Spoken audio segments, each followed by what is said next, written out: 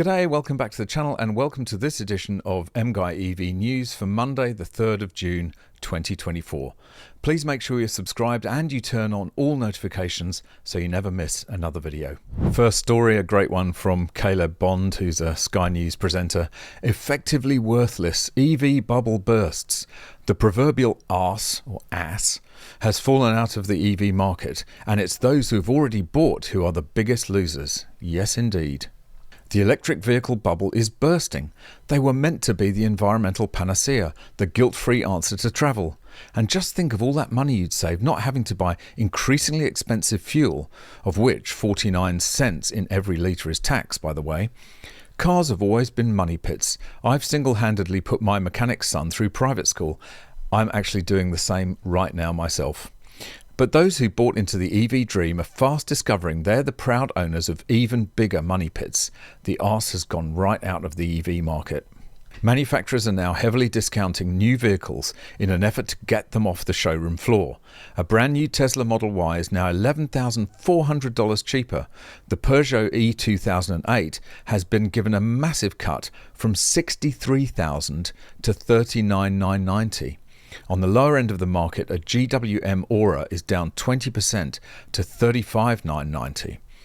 This is partially indicative of more competition naturally putting downward pressure on the market, which is generally a good thing for consumers. But it's not much good for someone who bought an EV a year ago, now watching the resale value of their car plummet overnight. Yeah, links to all these stories are in the description, so go and check this one out. It's a good read and just sums up everything that's wrong with the EV market at the moment. So over in the US, a KPMG survey has found that most people prefer gas cars. What a surprise. US drivers overwhelmingly prefer gasoline cars to EVs. Americans continue to be fans of gasoline-powered vehicles and prefer them to electric vehicles, EVs and hybrids, a new study by KPMG has shown. And this is the most amazing assumption about this survey. Here it comes. Assuming all costs and features are the same. Well, they're not by any stretch of the imagination. Just 21% of consumers prefer an EV, the inaugural KPMG American Perspective survey found. The survey assessed the views of 1,100 adults nationwide to understand their outlook on their personal financial situation and the US economy and their attitudes to energy and automobiles, among other issues. Asked which type of vehicle they want to purchase, assuming costs and features are equal, which they are not, 38% said standard gas-powered vehicles, 34% picked hybrid, and only 21% a pure EV. Standard gasoline vehicles are the top preference in the Midwest and Northeast, with 40% and 37% of people preferring them to other types of cars, respectively. Where in the Midwest and the Northeast, it's cold, and travelling can be difficult. And why would you even bother with an EV where the battery just doesn't even work when it gets cold? Seriously, insanity. And speaking of insanity, you know the definition of insanity is doing the same thing over and over again and expecting a different result. After Tritium failed, now there's another EV charger maker in Australia this one's gonna succeed really. Australian maker of battery integrated EV chargers hopes to succeed where Tritium failed. Yeah, good luck with that. An emerging Australian battery storage and EV charging company has installed the first of its battery-integrated EV chargers and expects to roll out many more amid the dramatic shake-up in the industry following the failure of two big players. The Brisbane-based eLumina was only founded 12 months ago and is poised to launch its own domestic manufacturing facilities shortly as it rolls out a suite of community-scale battery storage options and its EV charging products. Co-founder Lisa Marsh says the company began as an EV charging idea.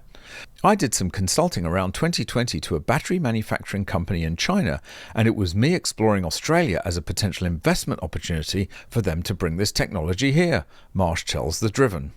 At the time, we had very few electric vehicles on the road, and they weren't too keen on doing such a big investment here, so it was put on the back burner. Well, good luck with that, because running an EV charging station has wafer-thin margins. And that's why so many have already crashed and burned, because they don't make economic sense. When you buy an EV, you're buying essentially a soggy bag of wet chemicals, which is the battery, which the second you drive it off the showroom floor or out of the parking space or wherever you pick up a Tesla, it starts to degrade. The batteries start to degrade. It's like your fuel tank getting smaller and smaller every day you drive it. And here's an article in Gizmodo, they're normally pro-EV, but just revealing how bad Tesla batteries are just after 3 years. Tesla vehicle batteries degrade under 65% of rated range after only 3 years. A recent study found that Tesla vehicle batteries degrade at a faster rate than the manufacturer's warranty assures. Recurrent discovered that the range plummeted to 64% of the EPA-rated range after 3 years after combing data from 12,198 Tesla Model 3 and Model Y vehicles. While the information illustrates how inaccurate federal testing can be, it also falls short of where even Tesla believes the range should be. Probably most people who own Teslas anyway use them for city driving, and they probably don't even notice. They charge them overnight on their driveways. If the capacity is down to 65% after 3 years, they probably don't even notice. But it's like your fuel tank getting smaller and smaller and smaller every time you drive it. Okay, here's Vapourware for today. How world-changing solar tech could mean the death of batteries. Harvesting energy from any light source, even a candle. A new generation of ultra-durable and flexible solar cells means devices never need charging. Our grandchildren will laugh that we had cables, one industry pioneer tells Anthony Cuthbertson. You can't change the fact that the amount of energy that a candle gives off is tiny. If a solar cell can collect it, yeah, brilliant, but it's still tiny. Every 6 seconds in a factory on the northern fringes of Stockholm, a top-secret printer is spewing out sheets worth thousands of euros apiece. Each one contains 108 miniature solar cells that will soon find their way into everyday gadgets from keyboards to headphones, that will fundamentally change how we interact with technology. According to their creator, who's completely unbiased of course, they will even force us to rethink our relationship with light. Give me a break. Sweden may seem like an unlikely location for a solar revolution. That's true. But the lack of light during the winter months was one of the reasons for Exeger co-founder Giovanni Fili, sounds a bit Italian more than Swedish, to look beyond the sun as the sole source of power for a photovoltaic cell. His company's breakthrough tech can harvest electricity from virtually any light source, from direct sunlight to candlelight. It can even generate a charge from moonlight, though it would take a while for it to be of much use. Yeah. Like the algae on the bottom of the ocean where it's almost pitch black, we can make efficient use of very few photons, Philly tells The Independent. The t-shirt he wears describes his company's technology as world-changing. Exactly, no, not biased at all there. Capable of simultaneously addressing the global need for energy and some of our planet's greatest environmental challenges. Okay, well, as I say before, when it's commercialized and it's in production, let me know. So we covered this story on the channel last week about how the amount of copper that's required for the net zero EV transition is way beyond what we can possibly mine.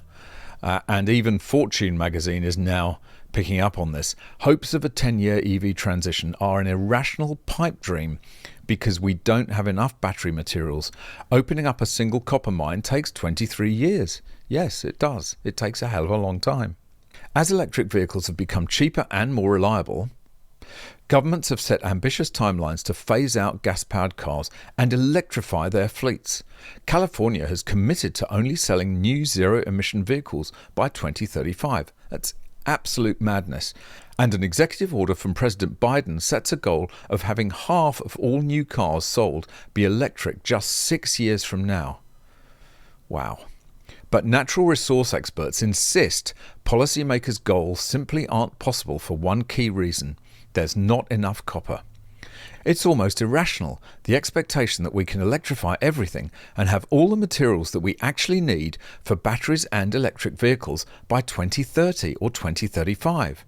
M. Stephen Enders, a professor at the Colorado School of Mines and a 48-year veteran of the mining industry, told Fortune, "We can't supply the metals fast enough." Yeah, well, what the hell would he know, 48-year veteran? Copper is an essential component in electric vehicles because of its conductive properties. A typical EV requires over 132 pounds of copper, as opposed to just 52 pounds for the average gas-powered car. As the auto industry continues to electrify, it's driving an exponential increase in copper demand that the notoriously slow, long-term oriented mining industry simply isn't capable of meeting.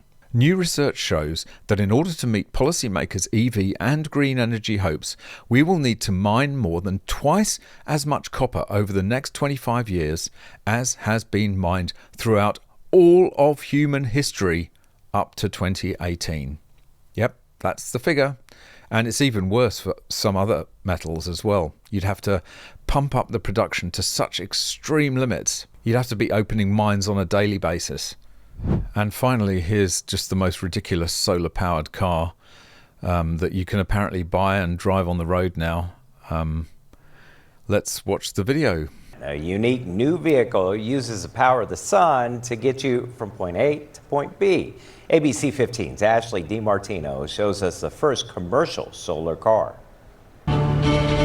The need for this car. We think we're spending too much of our precious energy getting people from point A to point B. Aptera Motors set out to design the world's most efficient form of transportation. We found out that if you add solar panels, you can get really useful daily charge range just from the nuclear generator in the sky. The first commercial solar car is EV at base, but adding the solar panels ends up trickle charging the battery anytime the sun is out, giving you the convenience of not having to plug in for your daily drives. Okay, I'm just going to stop it there because the only way this could possibly work is for that car to be as light as a feather and to be made basically of like carbon fiber, because the amount of energy you get from a solar panel on top of the car is barely enough to power the lights.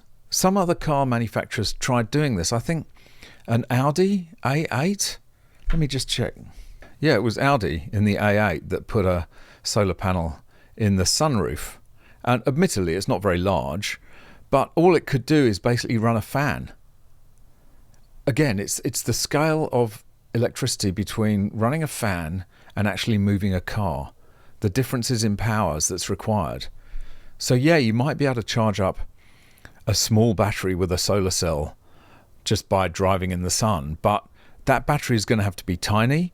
The car is going to have to be featherweight in order for it to go anywhere. It's just not a practical solution. It's a good gimmick, be a fun gimmick, fun thing to do. It's like those solar races that go from Adelaide to Darwin across the outback. I mean, they're designed to have minimal weight, minimal drag, and that's the only way they can do it. Again, I'll believe it when I see it in production and on the street working. That's just about it for this one. Thanks very much for watching. Really hope you enjoyed it. See you in the next one. Bye for now.